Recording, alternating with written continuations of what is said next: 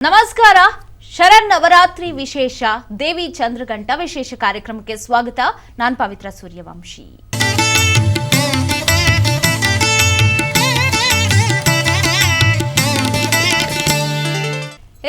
ಶರನ್ನವರಾತ್ರಿ ಅಂದ ತಕ್ಷಣ 9 ದೇವಿಯರ ಆರಾಧನೆ, ಪೂಜಾ ವಿಧಿವಿಧಾನಗಳು ವಿಭಿನ್ನವಾಗಿರುತ್ತೆ. ನಾವು ಶರನ್ನವರಾತ್ರಿಯಲ್ಲಿ ಯಾಕೆ ದೇವಿಯರ ಆರಾಧನೆಯನ್ನ ಮಾಡ್ತೀವಿ?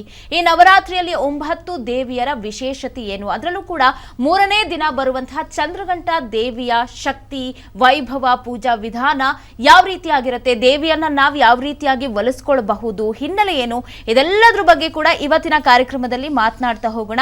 ಇದೆಲ್ಲದ್ರ ಬಗ್ಗೆ ಮಾಹಿತಿಯನ್ನ ಕೊಡೋದಕ್ಕೆ ನಮ್ಮ ಜೊತೆಗೆ ಗೆಸ್ಟ್ ಇದ್ದಾರೆ. ಅವ್ರನ್ನ ವೆಲ್ಕಮ್ ಮಾಡ್ಕೊಳ್ತೀನಿ. ಡಾಕ್ಟರ್ ಮಹೇಂದ್ರನಾಥ್ ಶರ್ಮಾ ಗುರುಜಿ, ಇವರು ಅಧ್ಯಕ್ಷರು, ವಿಶ್ವ ಮಾನ್ಯತೆ ಪಡೆದ ಲೇಪಾಕ್ಷಿ ದೇವಾಲಯ, ಹಾಗೆ ಖ್ಯಾತ ಜ್ಯೋತಿಷ್ಯರು ಕೂಡ. ಅವರು ನಮ್ಮೊಂದಿಗೆ ಕಾರ್ಯಕ್ರಮದಲ್ಲಿದ್ದಾರೆ. ಸರ್ ನಮಸ್ತೆ, ಕಾರ್ಯಕ್ರಮಕ್ಕೆ ಸ್ವಾಗತ. ನಮಸ್ತೆ. ಮೊದಲನೇದಾಗಿ ದಸರಾ ಹಬ್ಬದ ಶುಭಾಶಯಗಳು ಗುರುಜಿ ನಿಮಗೆ. ನಿಮಗೂ ಕೂಡ ಶರನ್ನವರಾತ್ರಿ ಹಾಗೂ ದಸರಾ ಹಬ್ಬದ ಹಾರ್ದಿಕ ಶುಭಾಶಯಗಳು. ಗುರುಜಿ, ಈಗ ಶರನ್ನವರಾತ್ರಿ ಅಂದ ತಕ್ಷಣ ನಾವು 9 ದಿನ 9 ದೇವಿಯರ ಆರಾಧನೆಯನ್ನ ಮಾಡ್ತೀವಿ. ಅದರಲ್ಲಿ 3ನೇ ದೇವಿ ಅಂದ್ರೆ 3ನೇ ದಿನ ನಾವು ಆರಾಧನೆ ಮಾಡುವಂತಹ ದೇವಿನೇ ಚಂದ್ರಘಂಟ. ಚಂದ್ರಘಂಟ ದೇವಿಯ ವಿಶೇಷತೆ, ಮಹತ್ವವನ್ನು ತಿಳಿಸ್ಕೊಡೋದಾದ್ರೆ ಗುರುಜಿ. ಖಂಡಿತವಾಗ್ಲೂ ತಿಳಿಸ್ಕೊಡ್ತೀನಿ. ವೀಕ್ಷಕರೆಲ್ಲರಿಗೂ ಶರನ್ನವರಾತ್ರಿ ಹಬ್ಬದ ಹಾರ್ದಿಕ ಶುಭಾಶಯಗಳನ್ನು ಹೇಳುತ್ತಾ, ನಾವು ಸನಾತನ ಧರ್ಮ ಪರಂಪರೆಯಲ್ಲಿ ಮಹೋನ್ನತವಾದಂತಹ ಹಬ್ಬಗಳನ್ನು ಆಚರಿಸ್ತೇವೆ. ಅದರಲ್ಲಿ ವಿಶೇಷವಾಗಿ ಈ 9 ರಾತ್ರಿಗಳು ನಮಗೆ ಕ್ಲುಪ್ತವಾದಂಥ ರಾತ್ರಿಗಳು ಅಂತ ಹೇಳಲಾಗಿದೆ. ಯಾಕೆ ಇದಕ್ಕೆ ಇಷ್ಟು ಪ್ರಾಧಾನ್ಯತೆ ಬಂತು, ಇಷ್ಟು ವೈಶಿಷ್ಟ್ಯತೆ ಏನು, ಮತ್ತು ರಾಜವಂಶಸ್ಥರು ಕೂಡ ಆಚರಣೆ ಮಾಡ್ತಾರೆ ಇದು. ಹಾಗಾದರೆ ಇದರಲ್ಲಿ ಏನೋ ಒಂದು ರಹಸ್ಯನೂ ಅಡಗಿರಬಹುದು. ಇದನ್ನೆಲ್ಲ ನಾವಿವತ್ತು ತಿಳ್ಕೊಳ್ತಾ ಹೋಗೋಣ. ಮೊದಲನೇದಾಗಿ, ಯಾದೇವಿ ಸರ್ವಭೂತೇಷು ಮಾತೃರೂಪೇಣ ಸಂಸ್ಥಿತ, ನಮಸ್ತಸ್ಯೈ ನಮಸ್ತಸ್ಯೈ ನಮಸ್ತಸ್ಯೈ ನಮೋ ನಮಃ ಅಂತ ನಾವು ದುರ್ಗಾದೇವಿನ ಮಾತೃಸ್ವರೂಪಿಣಿಯಾಗಿ ನೋಡ್ತೀವಿ. ಮಾತೃಸ್ವರೂಪಿಣಿಯಾಗಿ ನಮ್ಮ ಕೈಲಾಸವಾಸಿಯಾದ ಪರಶಿವನು ಪಾರ್ವತೀ ದೇವಿಯನ್ನು ಮದುವೆಯಾಗಿ ಗಣೇಶ ಮತ್ತು ಸುಬ್ರಹ್ಮಣ್ಯರು ಇವರಿಗೆ ಪುತ್ರರಾಗಿ ಜನಿಸ್ತಾರೆ. ಗಣೇಶ ಅದರಲ್ಲಿ ನಮ್ಮ ಸನಾತನ ಧರ್ಮ ಪರಂಪರೆಯಲ್ಲಿ ಆದಿಪೂಜಿತ ಅಂತ ನಾವು ಹೇಳ್ತೀವಿ. ಹಾಗೆ ಸುಬ್ರಹ್ಮಣ್ಯ ದೇವಸೇನಾಧಿಪತಿ. ಇಂತಹ ದೇವಸೇನಾಧಿಪತಿಯ ಮಾತೆ ನಮ್ಮ ನವರಾತ್ರಿಯ ಪರಂಪರೆಯಲ್ಲಿ 5ನೇ ದೇವಿ ಸ್ಕಂದ ಮಾತಾ ಅಂತಾನು ಕರಿತೀವಿ. ಸ್ಕಂದ ಅಂದ್ರೆ ಸುಬ್ರಹ್ಮಣ್ಯ ಅಂತ. ಈ ರೀತಿ 9 ರಾತ್ರಿಗಳನ್ನ ನಾವು ವಿಂಗಡಣೆ ಮಾಡಿರ್ತೀವಿ. ಮೊದಲನೇದಾಗಿ, ಈ ಶಕ್ತಿ ರೂಪ ಏನಿದೆ, ಇದು ಪರ್ವತರಾಜ ಮತ್ತು ಮೈನಾದೇವಿಯ ಪುತ್ರಿ ಅವತಾರ. ಇದು ಪರ್ವತರಾಜ ಅಂದರೆ ನಮ್ಮ ಹಿಮಾಲಯ, ನಮ್ಮ ಕೈಲಾಸ ಪರ್ವತ. ಈ ರೀತಿ ಮೇರು ಪರ್ವತಗಳು ಯಾವುದನ್ನ ಬರೆದಿದ್ದಾರೆ, ನಮ್ಮ ಬ್ರಹ್ಮಾಂಡ ಪುರಾಣದಲ್ಲಿ ಆಗ್ಬೋದು, ದೇವಿ ಪುರಾಣದಲ್ಲಿ ಆಗ್ಬೋದು. ಈ ರೀತಿ ನಾವು ನೋಡ್ತಾ ಹೋದರೆ ವಿಶೇಷವಾದಂಥ ಕೆಲವು ರಹಸ್ಯಗಳನ್ನ ನಾವು ತಿಳ್ಕೋಬಹುದು. ಅದರಲ್ಲಿ ಮೊದಲನೇದಾಗಿ ಶೈಲಪುತ್ರಿ ಅವತಾರ, 2ನೇದಾಗಿ ಬ್ರಹ್ಮಚಾರಿಣಿ, 3ನೇದು ಚಂದ್ರಘಂಟ. ಚಂದ್ರಘಂಟನ ಬಾಲ ತ್ರಿಪುರ ಸುಂದರಿ ಅಂತಾನೂ ಕರೀತಾರೆ. 4ನೇ ಅವತಾರ ಬಂದ್ಬಿಟ್ಟು ಕೂಷ್ಮಾಂಡ, ಇವಳೇ ಗಾಯತ್ರಿ ದೇವಿ ಅಂತಾನೂ ಕರೆದಿದ್ದಾರೆ. 5ನೇದು ಬಂದು ನಾನಾಗಲೇ ತಿಳಿಸ್ದಂಗೆ ಸ್ಕಂದ ಮಾತಾ. 6ನೇ ದೇವಿ ಬಂದು ಕಾತ್ಯಾಯಿನಿ. 7ನೇದು ಬಂದು ಕಾಲರಾತ್ರಿ. 8ನೇ ದೇವಿ ಬಂದು ಮಹಾಗೌರಿ. 9ನೇ ದೇವಿ ಬಂದು ಸತಿ ಅವತಾರ, ನಮ್ಮ ಪಾರ್ವತಿ ದೇವಿ ಅಂತ ಹೇಳ್ತೀವಿ. ಈ 9 ರಾತ್ರಿಗಳ ವಿಶೇಷತೆ ಶಂಕರಾಚಾರ್ಯರು ನಮಗೆ 2000 ವರ್ಷದಿಂದ ಈಚೆಗೆನೆ ತಿಳಿಸ್ಕೊಟ್ಟಿದ್ದಾರೆ. ಶ್ರೀಚಕ್ರದಲ್ಲಿ ಬರ್ತಕ್ಕಂತಹ 9 ತ್ರಿಕೋಣಗಳೇ ಈ ನವದುರ್ಗೆಯರು ಅಂತಾನು ಹೇಳಿದ್ದಾರೆ. ಶ್ರೀಚಕ್ರನ ನೋಡೋದಾದ್ರೆ 43 ಸಣ್ಣ ತ್ರಿಕೋಣಗಳು ಬರುತ್ತೆ. ಆದ್ರಿಂದ ನಮ್ಮ ಸನಾತನ ಧರ್ಮ ಪರಂಪರೆಯಲ್ಲಿ ನೀವು ಯಾವುದೇ ಕಾರ್ಯನ ಸಿದ್ಧಿ ಮಾಡ್ಕೋಬೇಕಾದ್ರೂ 43 ದಿನ ಮಂಡಲ ಅಂತ ಹೇಳ್ತಾರೆ. 43 ದಿನ ಯಾರು ತಮ್ಮ ತನು ಮನ ಧನ ಎಲ್ಲ ಅರ್ಪಿಸಿ ಅಂತಃಕರಣ ತ್ರಿಕರಣ ಶುದ್ಧಿಯಿಂದ 43 ದಿನ ವ್ರತಾಚರಣೆ ಮಾಡ್ತಾರೋ ಅವರಿಗೆ ಸಾಕ್ಷಾತ್ತು ಬಾಲಾ ತ್ರಿಪುರ ಸುಂದರಿ ಗಾಯತ್ರಿ ದೇವಿ ಒಲಿತಾರೆ ಅಂತಲೂ ಕೂಡ ಹೇಳಿದ್ದಾರೆ. ಕುಂಕುಮ ಸಂಕೇತ ಕೂಡ ಗಾಯತ್ರಿ ದೇವಿ ಅಂತಾನೆ ಹೇಳ್ತೀವಿ. ಈಗ ಚಂದ್ರಘಂಟಾ ದೇವಿನ ನಾವು ತಿಳ್ಕೊಳ್ಳೋದಾದ್ರೆ, ಚಂದ್ರಘಂಟಾ ದೇವಿ ಶಿವನನ್ನು ಮದುವೆ ಆದಂತಹ ಒಂದು ಅವತಾರ. ಹೌದು. ಶಿವ ನಮಗೆಲ್ಲ ಗೊತ್ತಿದ್ದಂಗೆ ಅಗೋರಿ ರೂಪ, ಜಟಾಧರ, ಭಸ್ಮಧಾರಿ, ತ್ರಿನೇತ್ರ, ಪಾಲನೇತ್ರ ಅಂತಾನು ಕರಿತೀವಿ. ಇನ್ನು ವಿಭಿನ್ನ ಹೆಸರುಗಳಿವೆ. 108 ಹೆಸರುಗಳು ಅವನಿಗೆ ಇದೆ. ಅದಕ್ಕೆ ರುದ್ರಾವತಾರ ಅಂತಾನು ಕರೆದಿದ್ದಾರೆ. ಇಂತಹ ಘೋರವಾದಂತಹ ರೂಪ ಯಾರು ಇಷ್ಟಪಡೋದಿಲ್ಲ ಹೌದು, ಖಂಡಿತ, ಮದುವೆ ಆಗೋದಕ್ಕೆ. ಆದ್ರೂ ಪಾರ್ವತಿ ದೇವಿ ಶಿವನನ್ನೇ ಕುರಿತು ಘೋರವಾದಂತ ತಪಸ್ಸನ್ನ ಮಾಡಿ ಅವನನ್ನು ಒಲಿಸಿಕೊಂಡು ಅವನ ವಿವಾಹ ಕೂಡ ಆಗ್ತಾಳೆ. ಆಗ ಈ ಪರ್ವತ ರಾಜ ಮತ್ತು ಮೈನಾದೇವಿ ಏನಿದ್ದಾರೆ, ಇವರಿಬ್ರು ಚಿಂತೆಗೀಡಾಗ್ತಾರೆ. ಅಯ್ಯೋ, ನಮ್ಮ ಮಗಳು ಇಷ್ಟು ಸುಂದರವಾಗಿದ್ದಾಳೆ, ಈ ಭಸ್ಮಧಾರಿಯಾದಂತಹ ಶಿವನನ್ನು ಮದುವೆ ಆಗ್ತಿದ್ದಾಳೆ, ಹೇಗೆ ಅನ್ನೋದು. ಯಾಕಂದ್ರೆ ನಾವೆಲ್ಲ ಕಾಶಿ ಯಾತ್ರೆ ಅನ್ನೋದು ಮದುವೆಗಳಲ್ಲಿ ನೋಡಿರ್ತೀವಿ. ಶಿವ ಪಾರ್ವತಿ ಮದುವೆ ಆದಾಗ ಕಾಶಿ ಯಾತ್ರೆನಲ್ಲಿ ಅಗೋರಿಗಳು, ನಾಗಸಾಧುಗಳು ಮತ್ತು ಶಿವಗಣಗಳು, ನಂದಿ, ಭೃಂಗಿ ಇವರೆಲ್ಲ ಬರ್ತಾ ಇರೋದನ್ನ ನೋಡಿ ಮೂರ್ಛೆ ಬೀಳ್ತಾರಂತೆ ಅವರಿಬ್ರು. ಅಷ್ಟು ಘನಘೋರವಾದಂತಹ ರೂಪ ಇರ್ತದೆ. ಮತ್ತೆ 3ನೇ ಕಣ್ಣಿರುತ್ತೆ ಶಿವನಿಗೆ. ಇಂತಹ ಭಸ್ಮಧಾರಿಯಾದ ಸ್ಮಶಾನವಾಸಿಯಾದ ಶಿವನನ್ನು ನನ್ನ ಮಗಳು ಮದುವೆ ಆಗ್ತಿದ್ದಾಳಂತ ನೋಡಿದಾಗ ಪಾರ್ವತೀ ದೇವಿ ಅವಳ ಒಂದು ಶಕ್ತಿ ರೂಪನ ಅವರಿಗೆ ತೋರಿಸ್ತಾರೆ ಪ್ರತ್ಯಕ್ಷವಾಗಿ. ಆಗ ಶಿವನ ಮೇಲಿದ್ದಂತಹ ಚಂದ್ರನನ್ನು ಅವಳು ಧಾರಣೆ ಮಾಡ್ತಾಳೆ. ಅದು ಗಂಟೆಯ ಸ್ವರೂಪದಲ್ಲಿರ್ತದೆ. ಅದಕ್ಕೆ ಚಂದ್ರಘಂಟ ಅಂತ ಹೆಸರು ಬರುತ್ತೆ. ಖಂಡಿತ ಖಂಡಿತ. ಸೊ ಇದಕ್ಕೆ ಚಂದ್ರಘಂಟ ಅಂತ ಹೆಸರು ಆ ರೀತಿ ಬಂತು ಅನ್ನೋದು ನಮಗೆ ಮಹತ್ವ ಮತ್ತು ಹಿನ್ನೆಲೆ ಆ ರೀತಿ ತಿಳಿದು ಬರ್ತಾ ಇದೆ. ಮತ್ತೆ ಇವಳಿಗೆ 8 ಕೈಗಳಿರ್ತದೆ ಮತ್ತು ಸಿಂಹಾಸನಾರೂಢವಾಗಿರ್ತಾಳೆ. ಮತ್ತು 8 ಕೈಗಳಲ್ಲಿ ವಿವಿಧವಾದಂಥ ಆಯುಧಗಳು. ಕೊನೆಯ ಒಂದು ಕೈನಲ್ಲಿ ಇವಳಿಗೆ ಒಂದು ಜಪಮಾಲೆ ಇರ್ತದೆ. ಆ ಜಪಮಾಲೆಯಲ್ಲಿ ಎಲ್ಲಾ ಅಷ್ಟಸಿದ್ಧಿಗಳು ಅಡಗಿರ್ತದೆ ಅಂತ ಕೂಡ ಹೇಳಲ್ಪಟ್ಟಿದೆ. ಆದ್ರಿಂದ 3ನೇ ದಿನ ನಾವು ಯಾಕೆ ಚಂದ್ರಘಂಟಾನ ಪೂಜೆ ಮಾಡಬೇಕು ಅಂದ್ರೆ, 3ನೇ ದಿನ ನಮಗೆ ಗುರುಬಲ ಬರ್ತದೆ ಅಂತ. 3 ಅನ್ನೋ ಒಂದು ಸಂಖ್ಯೆನೇ ಗುರುವಿಗೆ, ಬೃಹಸ್ಪತಿಗೆ ಸೂಚಕ. ಆದ್ದರಿಂದ ನಾವು 3ನೇ ದಿನ ಅವಳನ್ನ ಪೂಜೆ ಮಾಡೋದ್ರಿಂದ ಸಂಪೂರ್ಣ ಗುರುಬಲ ಬರ್ತದೆ. ಗುರುಬಲ ಹೇಗೆ ಪಡಿಬಹುದು ಅಂತ ನಮ್ಮನ್ನ ಕೇಳೋದಾದ್ರೆ, ನೀವು ಯಾವುದಾದ್ರೂ ದುರ್ಗೆಯ ಆಲಯಗಳಿಗೆ ಹೋದರೆ ವಿಶೇಷವಾದಂಥ ಅಲಂಕಾರಗಳು 9 ದಿನ ನಡೀತಾ ಇರುತ್ತೆ. ಗುರುಬಲ ಬರಬೇಕು ಅಂದರೆ ನೀವು ಈ ದೇವಿಗೆ ಕೆಂಪು ಪುಷ್ಪಗಳು, ಕೆಂಪು ಅಕ್ಷತೆ, ಕುಂಕುಮ, ಈ ರೀತಿ ಸುಗಂಧ ದ್ರವ್ಯಗಳನ್ನ ಕೊಡೋದ್ರಿಂದ ನಿಮಗೆ ಸಂಪೂರ್ಣವಾದಂಥ ಗುರುಬಲ ಬರುತ್ತೆ. ಮತ್ತೆ ಶ್ರೀಗಂಧ ಹಾಗೂ ಅರಿಶಿಣ, ಕಸ್ತೂರಿ ಅರಿಶಿಣ ಅಂತಾನೆ ಹೇಳಿದ್ದಾರೆ. ಈ ಕಸ್ತೂರಿ ಅರಿಶಿಣ ಕೊಡೋದ್ರಿಂದ ಯಾರ್ಯಾರಿಗೆ ಗುರುಬಲ ಇಲ್ವೋ ಅವರಿಗೆ ಸಂಪೂರ್ಣವಾದಂತಹ ಗುರುಬಲನೂ ಬರುತ್ತದೆ ಚಂದ್ರಘಂಟನ ಪೂಜೆ ಮಾಡೋದ್ರಿಂದ. ಮತ್ತೆ ಶಿವಾನುಗ್ರಹವೂ ಕೂಡ ಆಗ್ತದೆ. ಹೌದು. ಹಾಗಾಗಿ 3ನೇ ದಿನ ಆಕೆನ ಆರಾಧನೆ ಮಾಡಲೇಬೇಕು. ಯಾಕಂದ್ರೆ ಗುರು ಬಲ ಯಾರಿಗಿರ್ತದೆ ಅವರಿಗೆ ಯಾರಿಗೆ ಮದುವೆಗಳಾಗಿಲ್ಲ ಅವರಿಗೆ ವಿವಾಹ ಯೋಗಗಳು ಉಂಟಾಗ್ತದೆ. ಯಾರಿಗೆ ಸಂತಾನ ಫಲ ಇಲ್ಲ ಅವರಿಗೆ ಸಂತಾನ ಫಲ ಉಂಟಾಗ್ತದೆ. ಯಾರು ಪ್ರಮೋಷನ್ಸ್ಗೆ ನೋಡ್ತಾ ಇರ್ತಾರೆ, ಜಾಬ್ ಪ್ರಮೋಷನ್ಸ್ಗೆ, ಅವರಿಗೆ ಹೈಯರ್ ಎಜುಕೇಶನ್, ಈ ರೀತಿ ಬಹಳ ವಿಶೇಷತೆಗಳು. ಈಗ ದೇವಿಯರು ನಾವೇನು ಶರನ್ನವರಾತ್ರಿಯಲ್ಲಿ 9 ದೇವಿಯರ ಆರಾಧನೆಯನ್ನ ಮಾಡ್ತಾ ಬರ್ತಾ ಇದೀವಿ. ಒಂದೊಂದು ದೇವರಿಗೂ ಕೂಡ ಒಂದೊಂದು ಹಿನ್ನೆಲೆ ಇದೆ ದೇವಿಯರಿಗೆ. ನನ್ಗೆ ಬರುವಂತಹ ಪ್ರಶ್ನೆ ಅಂದ್ರೆ, ನಾವ್ ಯಾಕೆ ದೇವಿಯರನ್ನೇ ಆರಾಧನೆ ಮಾಡ್ತೀವಿ? ಯಾಕಂದ್ರೆ ಶಿವ ಇದ್ದಾರೆ, ವೆಂಕಟೇಶ್ವರ ಆಗಿರ್ಬೋದು, ಗಣಪತಿ, ಪ್ರತಿಯೊಂದು ದೇವರುಗಳು ಇದೆ. ಬಟ್ ನಾವು 9 ದಿನ ಶಕ್ತಿ ದೇವತೆಯರನ್ನೇ ನಾವು ಆರಾಧನೆ ಮಾಡ್ತೀವಿ. ಇದಕ್ಕೆ ಒಂದು ಸ್ವಾರಸ್ಯವಾದಂತಹ ಒಂದು ಉದಾಹರಣೆ ಮತ್ತೆ ನಮ್ಮ ಪುರಾಣಗಳಲ್ಲಿ ಅಡಗಿರ್ತಕ್ಕಂಥ ಒಂದು ಕಥೆನ ನಾನು ಹೇಳ್ತೀನಿ. ಮೊದಲನೇದಾಗಿ ನಾವು ತ್ರಿಮೂರ್ತಿಗಳನ್ನ ನೋಡೋಣ. ನಾರದನಿಗೆ ಈ ಪ್ರಶ್ನೆ ಬರುತ್ತೆ, ಈ ಮುಲ್ಲೋಕಗಳಲ್ಲಿ ಈ ಬ್ರಹ್ಮಾಂಡನ ಆಳ್ತಾ ಇರತಕ್ಕಂತಹ ಶಕ್ತಿ ಯಾವುದು ಅನ್ನೋದು ಎಲ್ಲರಿಗೂ ಒಂದು ಪ್ರಶ್ನೆ ಕಾಡ್ತಾ ಇರುತ್ತೆ. ಆಗ ನಾರದರು ತಮ್ಮ ತಂದೆಯಾದಂಥ ಬ್ರಹ್ಮನ ಹತ್ರ ಹೋಗ್ತಾರೆ. ತಮ್ಮ ತಂದೆಯಾದ ಬ್ರಹ್ಮನ ಹತ್ರ ಹೋದಾಗ ಬ್ರಹ್ಮನಿಗೆ ಪ್ರಶ್ನೆ ಮಾಡ್ತಾರೆ, ತಂದೆ, ನನಗೆ ನೀನು ತಂದೆ ಅನ್ನೋದು ಗೊತ್ತಿದೆ, ನಿನ್ನ ತಂದೆ ಯಾರು ಅನ್ನೋದು ಎಲ್ಲೂ ಬರೆದಿಲ್ಲ, ನನಗಿದನ್ನು ತಿಳಿಸ್ಕೊಡು ಅಂತ ನಾರದ ಕೇಳಿದಾಗ ನನ್ನ ತಂದೆ ಪರಶಿವ ಅಂತ ಹೇಳ್ತಾನೆ. ನಾರದರಿಗೆ ಆಶ್ಚರ್ಯ ಆಗುತ್ತೆ, ಈಶ್ವರ ನಿನ್ನ ತಂದೆನ ನನಗೆ ಇಷ್ಟು ದಿನ ಗೊತ್ತೇ ಇರಲಿಲ್ಲ. ಆದ್ದರಿಂದ ನಾನು ಕೈಲಾಸಕ್ಕೆ ಈಗಲೇ ಹೋಗಿ ನಮ್ಮ ಪಿತೃದೇವತೆ ಆದಂಥ ಈಶ್ವರನ್ನ ನೋಡ್ತೀನಿ ಅಂತ ಹೇಳ್ತಾರೆ. ನಾರದರು ಸೀದಾ ಕೈಲಾಸಕ್ಕೆ ಹೋಗಿ ಪಾರ್ವತಿ ಪರಮೇಶ್ವರನ ಕಾಲಿಗೆ ಬಿದ್ದು ಆಶೀರ್ವಾದ ತಗೊಂಡು ಮತ್ತೆ ನಮ್ಮ ತಂದೆಯ ತಂದೆ ನೀವು ಅಂತ ಕೇಳ್ಪಟ್ಟೆ, ನಿಮ್ಮ ಆಶೀರ್ವಾದ ನನಗೆ ಬೇಕು. ಮತ್ತೆ ಇನ್ನೊಂದು ಪ್ರಶ್ನೆ ಇವಾಗ ಉದ್ಭವವಾಗ್ತಾ ಇದೆ, ನಿಮ್ಮ ತಂದೆ ಯಾರು ಅಂತ ಕೇಳ್ತಾರೆ. ಆಗ ಶಿವ ಹೇಳ್ತಾನೆ, ನಮ್ಮ ತಂದೆ ವಿಷ್ಣು ಅಂತ. ಈ ರೀತಿ ನಾರದರಿಗೆ ಒಂದು ಆಶ್ಚರ್ಯಚಕಿತರಾಗ್ಬಿಡ್ತಾರೆ. ಓ, ಶಿವನ ತಂದೆ ಮಹಾವಿಷ್ಣು, ಹಾಗಾದ್ರೆ ನಾನು ವೈಕುಂಠಕ್ಕೆ ಹೋಗ್ತೀನಿ. ಈಗ ವೈಕುಂಠಕ್ಕೆ ಹೋಗಿ ವಿಷ್ಣುವಿನ ತಂದೆ ಯಾರು ಅನ್ನೋದನ್ನ ನಾನು ತಿಳ್ಕೊಳ್ಳೇಬೇಕು ಅಂತ ಹೇಳಿ ಆ ಒಂದು ರಹಸ್ಯನ ಬೇರ್ಸೋದಕ್ಕೆ ವೈಕುಂಠಕ್ಕೆ ಹೋಗ್ತಾರೆ.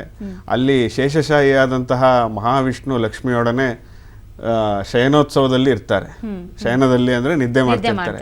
ಆಗ ಇವರು ನಾರಾಯಣ ನಾರಾಯಣ ಅಂತ ಹೋದಾಗ ವಿಷ್ಣು ಯಾದಕ್ಕಾಗಿ ಬಂದಿದ್ಯಾ ನೀನು ಅಂತ ಕೇಳ್ತಾರೆ. ಆವಾಗ ಈ ರೀತಿ ನಾನು ಬ್ರಹ್ಮದೇವರಿಗೆ ಕೇಳಿದಾಗ ಶಿವದೇವರು ಅವರಿಗೆ ತಂದೆ ಅಂತ ಹೇಳಿದ್ರು, ಶಿವನಿಗೆ ಕೇಳಿದಾಗ ವಿಷ್ಣುವೇ ನನ್ನ ತಂದೆ ಅಂತ ಹೇಳಿದ್ರು. ಹಾಗಾದ್ರೆ ನಿಮ್ಮ ತಂದೆ ಯಾರು ಅಂದ್ರೆ ನನ್ನ ತಂದೆ ಮತ್ತೆ ಶಿವ ಅಂತಾನೆ ಹೇಳ್ತಾರೆ.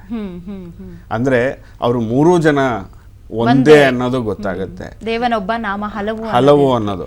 ಈ ಮೂರೂ ಜನ ಪೂಜೆ ಮಾಡ್ತಿರೋದು ಯಾರನ್ನ ಅಂತ ತಿಳ್ಕೊಳ್ಳೋದಾದ್ರೆ, ಈ ಮೂರೂ ಜನ ಪೂಜೆ ಮಾಡ್ತಿರ್ತಕ್ಕಂಥದ್ದು ಶ್ರೀ ರಾಜರಾಜೇಶ್ವರಿ ದೇವಿ, ಗಾಯತ್ರಿ ದೇವಿ, ಇಲ್ಲ ಬಾಲಾ ತ್ರಿಪುರ ಸುಂದರಿ ಅನ್ನೋದು ನಮಗೆ ತಿಳಿದು ಬರ್ತದೆ. ಇದು ಬ್ರಹ್ಮಾಂಡ ಪುರಾಣದಲ್ಲಿ ಕೂಡ ಬರೆದಿದೆ. ಅದಕ್ಕೆ ಯಾದೇವಿ ಸರ್ವಭೂತೇಶು ಶಕ್ತಿ ರೂಪೇಣ ಸಂಸ್ಥಿತಃ ನಮಸ್ತಸ್ಸೇ ನಮಸ್ತಸ್ಸೇ ನಮಸ್ತಸ್ಸೇ ನಮೋ ನಮಃ ಅಂತ ಹೇಳಿದ್ದಾರೆ.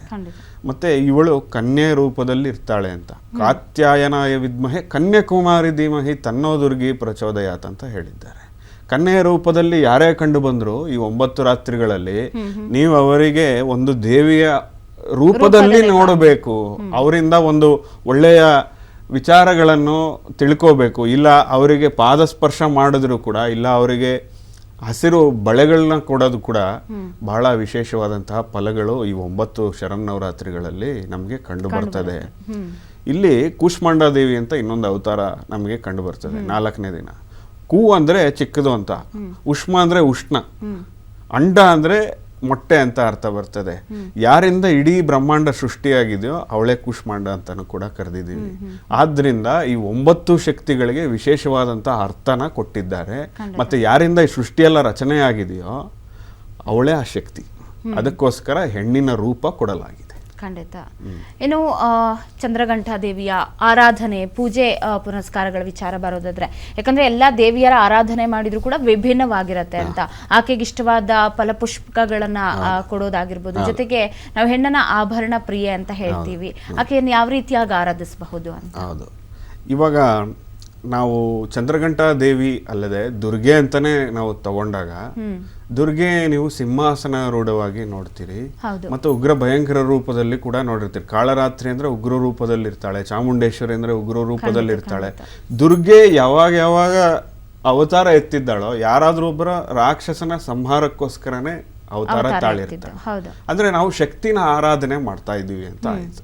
ಶಕ್ತಿನ ಆರಾಧನೆ ಮಾಡ್ಬೇಕಾದ್ರೆ ನಾವು ಮಾಂಸಾಹಾರ ತ್ಯಜಿಸಬೇಕು, ಮದ್ಯಪಾನ ತ್ಯಜಿಸಬೇಕು. ಈ 9 ದಿನಗಳಲ್ಲಿ ಶಿಷ್ಟಾಚಾರದಿಂದ ನಡ್ಕೋಬೇಕು, ಸತ್ಯವಂತರಾಗಿರ್ಬೇಕು. ಮೊದಲು ನಮ್ಮ ಮಾತೃಪಿತೃಗಳನ್ನ ನಾವು ಆರಾಧಿಸ್ಬೇಕು, ಆಗ್ಲೇ ಅವಳು ನಮಗೆ ಒಲಿತಾಳೆ. ಮಾತೃಪಿತೃಗಳಿಗೆ ಯಾರು ಸರಿಯಾಗಿ ನೋಡ್ಕೊಳ್ಳೋದಿಲ್ವೋ ಅವ್ರಿಗೆ ಫಲಾಫಲಗಳು ಸಿಗೋದಿಲ್ಲ, ಪೂಜೆ ಮಾಡಿದ್ರು ಅದು ವ್ಯರ್ಥ ಆಗುತ್ತೆ. ಯಾಕಂದ್ರೆ ಪ್ರತ್ಯಕ್ಷ ದೇವತೆಗಳು ಮಾತೃಪಿತೃಗಳು. ಸೂರ್ಯ ಚಂದ್ರರೇ ಅವರು ಅಂತ ಹೇಳ್ತಾರೆ. ತಂದೆನೇ ಸೂರ್ಯ, ತಾಯಿನೇ ಚಂದ್ರ ಅಂತ ಹೇಳ್ತಾರೆ. ಅವರನ್ನ ಸ್ಪರ್ಶ ಮಾಡೋದ್ರಿಂದ ಸಾಕ್ಷಾತ್ ಸೂರ್ಯ ಚಂದ್ರಗಳು ಕೂಡ ನಿಮಗೆ ವಶ ಆಗಿಬಿಡ್ತಾರೆ. ಆದ್ರಿಂದ ದೇವಿಗೆ ಅತ್ಯಂತ ಪ್ರಿಯವಾದಂತಹ ಪುಷ್ಪ ಬಂದ್ಬಿಟ್ಟು ಕರವೀರ ಪುಷ್ಪ ಅಂತ ಹೇಳ್ತಾರೆ. ಇದು ಕಪ್ಪು ಬಣ್ಣದಲ್ಲಿ ಇರ್ತದೆ. ಇವಾಗ ನಮ್ಮ ತಿರುಪತಿಯ ತಿರ್ಚಾನೂರ್ ಅಂತ ಒಂದು ಊರಿದೆ, ಅಲ್ಲಿ ಪದ್ಮಾವತಿ ದೇವಿ ಸ್ಥಿತಳಾಗಿದ್ದಾಳೆ. ಲಕ್ಷ್ಮೀ ದೇವಿಯ ಅವತಾರ ಅಂತ ನಾವು ಕರಿತೀವಿ. ಅದನ್ನ ಕರವೀರಪುರ ಅಂತಾನೆ ಕರೀತಾ ಇದ್ರು ಹಿಂದೆ. ಅಲ್ಲಿ ಕರವೀರ ಪುಷ್ಪಗಳು ಸಿಗೋದು. ಇವತ್ತಿಗೂ ತಿರುಪತಿನಲ್ಲಿ ಆರಾಧನೆಗಳು ದೇವಿಗೆ ಅದರಿಂದಾನೇ ನಡೀತದೆ. ದುರ್ಗೆ ಕೂಡ ಕರವೀರ ಪುಷ್ಪಗಳಿಂದ ಯಾರು ಅರ್ಚನೆ ಮಾಡ್ತಾರೋ 108 ಅಷ್ಟೋತ್ತರ ಶತನಾಮಾವಳಿಗಳಿದೆ ದುರ್ಗೆದು. ಆ 108 ವಿಶಿಷ್ಟ ಹೆಸರುಗಳಿಂದ ಅರ್ಚನೆ ಮಾಡಿದ್ರೆ ಅವರಿಗೆ ಸಿಗದೇ ಇರತಕ್ಕಂಥ ಫಲನೇ ಇಲ್ಲ ಅಂತ ಬ್ರಹ್ಮಾಂಡ ಪುರಾಣ ಹೇಳುತ್ತೆ. ಅದರಲ್ಲಿ ವಿಶೇಷವಾದಂಥ 4 ವಿಶೇಷವಾದಂಥ ಮಂತ್ರಗಳನ್ನ ನಾನು ಇವತ್ತು ವೀಕ್ಷಕರಿಗೆ ತಿಳಿಸ್ಕೊಡ್ತೀನಿ. ಇದನ್ನ ನೀವೆಲ್ಲೇ ಕೂತೀರಿ, ತಿಂಡಿ ತಿಂತಾ ಇರಿ, ನಿದ್ದೆ ಮಾಡ್ತಾ ಇರಿ, ಇಲ್ಲ ಎಲ್ಲೋ ಜಾಬ್ದಲ್ಲಿ ಇರ್ತೀರಾ, ಏನೋ ಕೆಲಸ ಮಾಡ್ತಾ ಇರಿ, ಇದನ್ನ ಪಠಿಸ್ತಾ ಇರಿ. ಇದನ್ನ ಸ್ವಿಚ್ ವರ್ಡ್ ತರನು ಯೂಸ್ ಮಾಡ್ಕೋಬಹುದು ನೀವು. ಮೊದಲನೇದು ದುರ್ಗಾ. ಎರಡನೇದು ದುರ್ಗ ಮಗ, ಮೂರನೇದು ದುರ್ಗ ಭೀಮ, ಇನ್ನೊಂದು ದುರ್ಗಧಾರಿಣಿ ಅನ್ನೋದು. ಇದನ್ನ ಯಾರು ಹೇಳ್ತಾರೋ ಅವ್ರಿಗೆ ಕಷ್ಟಗಳೇ ಬರೋದಿಲ್ಲ, ಮತ್ತೆ ಸಾಲಗಳು ತೀರೋಗುತ್ತೆ, ಯಾವುದೇ ಶತ್ರು ಬಾಧೆಗಳಿರೋದಿಲ್ಲ. ಅಂದ್ರೆ ಸುಮ್ನೆ ಕೂತಾಗ ನಿಂತಾಗ ಎಲ್ಲಾದ್ರೂ ನಡ್ಕೊಂಡು ಹೋಗುವಾಗ ಪಟ್ಟಣ ನಾವು ಯಾವುದಕ್ಕೆ ಪೂಜೆ ಮಾಡ್ತೀವಿ ದೇವತೆಗಳನ್ನ? ರೋಗ ಋಣ ಮತ್ತು ಶತ್ರುಗಳ ಬಾಧೆಯಿಂದ ದೂರ ಮಾಡುವ, ಖಂಡಿತ ಅಷ್ಟೈಶ್ವರ್ಯಗಳನ್ನ ಕೊಡು ಅಂತ. ರೋಗ ಇಲ್ಲ ಅಂದ್ರೆ ನೀವು ಎಷ್ಟೇ ಐಶ್ವರ್ಯ ಪಡೆದಿದ್ರು ಅದನ್ನ ನೀವು ಅನುಭವಿಸ್ಬೋದಾ? ಖಂಡಿತ. ಋಣ ಅಂದ್ರೆ ಸಾಲ ಬಾಧೆ ಇಲ್ಲದೆ ಇದ್ರೆ ನೀವು ಎಲ್ಲಿದ್ರು ನೆಮ್ಮದಿಯಾಗಿರ್ಬೋದು. ಬದುಕ್ಬೋದು. ಶತ್ರುಗಳಿಲ್ಲ ಅಂದ್ರೆ ಅಜಾತ ಶತ್ರುವಾಗಿ ನೀವು ಎಲ್ಲಾ ಕಡೆ ಹೆಸರು ಕೀರ್ತಿನ ಕೂಡ ಸಂಪಾದನೆ ಮಾಡಬಹುದು. ಆದ್ರಿಂದ ದುರ್ಗ ಮಗ, ದುರ್ಗ ಭೀಮ, ದುರ್ಗಧಾರಿಣಿ ಅನ್ನೋದು ಇದನ್ನ ನೀವು ಸದಾಕಾಲ ಹೇಳ್ಕೊಳ್ತಾ ಇರಿ. ನಿಮ್ಮ ಲೈಫಲ್ಲಿ ಖಂಡಿತವಾಗ್ಲೂ ಅದ್ಭುತಗಳು ನಡೆಯುತ್ತೆ ಅನ್ನೋದು ನನ್ನ ಅಭಿವಾದ. ಇನ್ನು ಮನೆಯಲ್ಲೇ ಚಂದ್ರಘಂಟಾ ದೇವಿಯನ್ನ ನಾವು ಯಾವ ರೀತಿಯ ಆರಾಧನೆ ಮಾಡಬಹುದು ಅಂತ ಗುರೂಜಿ ಹತ್ರ ಕೇಳಿ ತಿಳ್ಕೊಳ್ತಾ ಹೋಗೋಣ ಚಿಕ್ಕದೊಂದು ವಿರಾಮದ ಬಳಿಕ.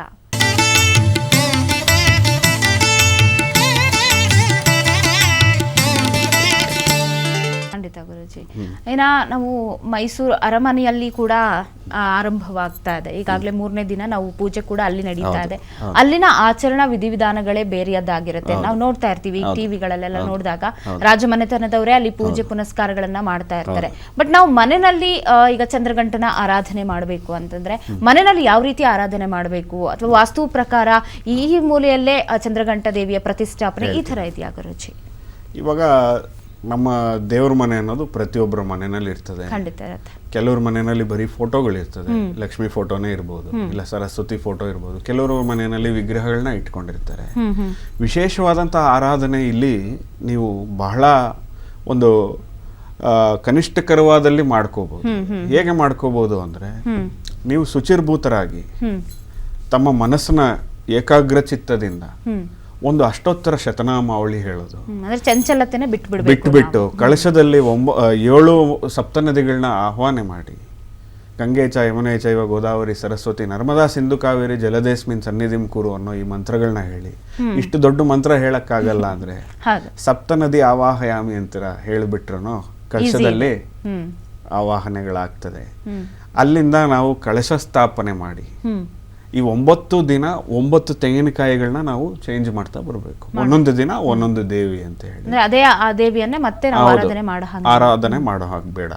ಯಾಕಂದ್ರೆ ಅವರ ಡಿಫ್ರೆಂಟ್ ಫಾರ್ಮ್ಸ್ ಅಲ್ಲಿ ಇರ್ತಾರೆ, ಬೇರೆ ಬೇರೆ ರೂಪದಲ್ಲಿ ಇರ್ತಾರೆ. ಆದ್ರಿಂದ 9 ಕಳಶಗಳನ್ನ ನಾವು ಇಟ್ಟು ಒಂದೊಂದು ದಿನ ಒಂದೊಂದು ಕಳಶ. ಮೊದಲನೇ ದಿನ ಶೈಲಪುತ್ರಿ, 2ನೇ ದಿನ ಬ್ರಹ್ಮಚಾರಿಣಿ, 3ನೇ ದಿನ ನಮ್ಮ ಚಂದ್ರಘಂಟ, 4ನೇ ದಿನ ಕೂಷ್ಮಾಂಡ. ಈ ರೀತಿ ನಾವು ಮಾಡ್ಕೊಳ್ತಾ ಹೋಗ್ಬೇಕು. ಆ ತೆಂಗಿನಕಾಯಿನ ಏನ್ ಮಾಡೋದು ಅಂದ್ರೆ ಪಾಯಸ ಮಾಡಿ ಕನ್ಯೆಯರಿಗೆ ಅದನ್ನ ಉಣಬಡಿಸಿ ನಿಮಗೆ ಸಾಕ್ಷಾತ್ ದುರ್ಗಾನೇ ಬಂದು ತಿಂದಿರ್ತಕ್ಕಂತಹ ಒಂದು ಅನುಭವ ಆಗ್ತದೆ. ಇದಾದ್ಮೇಲೆ 9 ದಿನಗಳು ನಾವು ಪ್ರಾಣಿಗಳಿಗೆ ಊಟನ ಆಹಾರನ ಹಾಕಬೇಕು. ಯಾಕಂದ್ರೆ 9 ಅನ್ನೋದು ನವಗ್ರಹಗಳ ಸಂಕೇತನೂ ಕೂಡ ಆಗಿದೆ. ಮೊದಲನೇದು ಬಂದು ಸೂರ್ಯ ಅಂತ ಹೇಳ್ತೀವಿ. ಸೂರ್ಯನ ಹೇಗೆ ಒಲಿಸ್ಕೊಳ್ಳೋದು? ಮೊದಲನೇ ದಿನ ಶೈಲಪುತ್ರಿ. ಸೂರ್ಯನ ಒಲಿಸ್ಕೋಬೇಕಾದ್ರೆ ಮನೆಯಿಂದ ನೀರು ತಗೊಂಡೋಗಿ ಅಶ್ವತ್ಥ ವೃಕ್ಷಕ್ಕೆ ಬುಡಕ್ಕೆ ನೀರು ಹಾಕಿ, 1-2 ಚಮಚ ಹಾಲು ಹಾಕಿ, ಒಂದ್ ಸ್ವಲ್ಪ ಅರ್ಶಿನ ಕುಂಕುಮ ಹಾಕಿ 27 ಪ್ರದಕ್ಷಿಣೆ ಮಾಡಿ ಬನ್ನಿ. ನಿಮಗೆ ಶೈಲಪುತ್ರಿಯ ಆಶೀರ್ವಾದ ಸಿಕ್ಬಿಡುತ್ತೆ. 2ನೇ ದಿನ 2 ಅನ್ನೋದು ಚಂದ್ರ. ಚಂದ್ರನನ್ನು ಹೇಗೆ ಒಲಿಸ್ಕೊಳ್ಳೋದು? ಸ್ನಾನ ಮಾಡಬೇಕಾದ್ರೆ ಹಾಲು ಮತ್ತು ಮೊಸರಿನಿಂದ ಸ್ನಾನ ಮಾಡಿ, ಚಂದ್ರ ಒಲಿತಾನೆ. 3ನೇ ದಿನ 3 ಬಂದ್ಬಿಟ್ಟು ಬೃಹಸ್ಪತಿ ಅಂತ ಹೇಳಿದ್ದಾರೆ. ಬೃಹಸ್ಪತಿ ಅಂದ್ರೆ ಮತ್ತೆ ನೀವು ಅಶ್ವತ್ಥ ವೃಕ್ಷಕ್ಕೆ ಮತ್ತೆ ಪೂಜೆ ಮಾಡಿ, ದಕ್ಷಿಣಾಮೂರ್ತಿ ಇರ್ತಾರೆ ಈಶ್ವರನ ದೇವಸ್ಥಾನದಲ್ಲಿ, ದಕ್ಷಿಣಾಮೂರ್ತಿಗೆ ಗಂಧ ಸಮರ್ಪಣೆ ಮಾಡಿ ಪೂರ್ಣ ಗುರುಬಲ ಬರುತ್ತೆ. ದಕ್ಷಿಣಾಮೂರ್ತಿಗೆ ಬಿಲ್ವ ಸಮರ್ಪಣೆ ಮಾಡಿ ಪೂರ್ಣ ಗುರುಬಲ ಬರ್ತದೆ. ಮತ್ತೆ ನಿಮಗೆ ಹೆಸರು, ಕೀರ್ತಿ, ಪ್ರತಿಷ್ಠೆಗಳು ಬೇಕು. ಖರ್ಜೂರ ರಸದಿಂದ ದಕ್ಷಿಣಾಮೂರ್ತಿಗೆ ಅಭಿಷೇಕ ಮಾಡಿಸಿ, ನಿಮಗೆ ಹೆಸರು, ಕೀರ್ತಿ ಉತ್ತುಂಗಕ್ಕೆ ಹೋಗ್ತದೆ. ಶತ್ರುನಾಶ, ಈ ರೀತಿ ಫಲಾಫಲಗಳು. 4 ಬಂದ್ಬಿಟ್ಟು ರಾಹು ಅಂತ ನಾವು ಹೇಳ್ತೀವಿ. 4ನೇ ದಿನ ನಮಗೆ ಕೂಷ್ಮಾಂಡ ದೇವಿ. ಸೊ ರಾಹುನ ಹೇಗೆ ಹೋಲಿಸ್ಕೋಬಹುದು? ನಾಯಿಗಳಿಗೆ ಬಿಸ್ಕತ್ ಹಾಕಿ ತಾನಾಗೆ ರಾಹು ಒಲಿತಾನೆ. ಈ ರೀತಿ ಫಲಾಫಲಗಳನ್ನ ನಾವು ಹೇಳ್ತಾ ಬಂದಿದ್ದೀವಿ. ಅಂದ್ರೆ ದೊಡ್ಡದನ್ನೇನು ಬೇಡ, ಒಂದು ಬಿಸ್ಕೆಟ್ ಹಾಕಿದ್ರು ಸಾಕು. ಖಂಡಿತವಾಗ್ಲೂ ರಾಹು ನಿಮ್ಮ ವಶ ಆಗ್ಬಿಡ್ತಾನೆ. ಈ ರೀತಿ ಖಂಡಿತ. ಕೇತುಗೂ ಕೂಡ ಅದೇ ಪರಿಹಾರ. ಶನೇಶ್ವರನಿಗೆ ಏನ್ ಮಾಡಬೇಕು? ಕಾಗೆಗಳಿಗೆ ಪನ್ನೀರಿಡಿ, ಒಂದು ಚಿಕ್ಕದಾದಂಥ ಮಡಕೆ ತಗೊಳ್ಳಿ, ಮಡಕೆನಲ್ಲಿ ಸ್ವಲ್ಪ ಮೊಸರು ಹಾಕಿ ನಿಮ್ಮ 10 ಬೆರಳುಗಳನ್ನ ಅದ್ಬಿಡಿ. ಯಾಕಂದ್ರೆ ನಿಮ್ಮ ತತ್ವಗಳೆಲ್ಲ ಈ ಬೆರಳುಗಳಲ್ಲಿ ಇರ್ತದೆ.